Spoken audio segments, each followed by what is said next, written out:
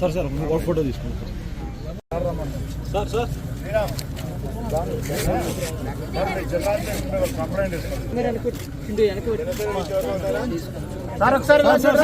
Sir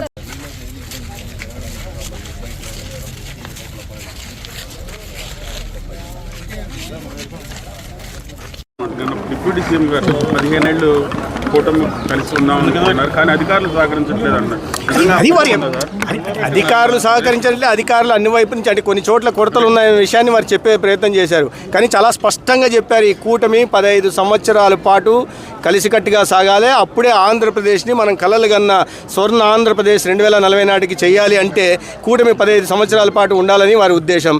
అధికారులు నేను కూడా వారితో ఏకీభవిస్తున్న ఆ విషయంలో అనేక చోట్ల అధికారులు బిజినెస్ యాజ్ యూజువల్ అంటే చల్తా హై చల్నేదో అనే టైప్లో ఉంటున్నారు.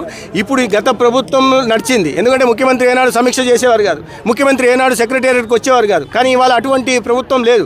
అది గౌరవ ముఖ్యమంత్రి గారు కానీ గౌరవ ఉప ముఖ్యమంత్రి గారు కానీ నిరంతరం కష్టపడుతున్నారు, నిరంతరం ప్రజల్లో ఉంటున్నారు. రోజుకు 16 నుంచి 18 గంటలు కష్టపడుతున్నారు. సరే, వారి కష్టానికి అనుగుణంగా అధికారులు కూడా కష్టపడాల్సిన అవసరం ఉందనే విషయాన్ని వారు చెప్పడం జరిగింది. మరిన్ని ట్రెండింగ్ వీడియోల కోసం న్యూస్ 18 తెలుగు యూట్యూబ్ ఛానల్ను సబ్స్క్రైబ్ చేసుకోండి.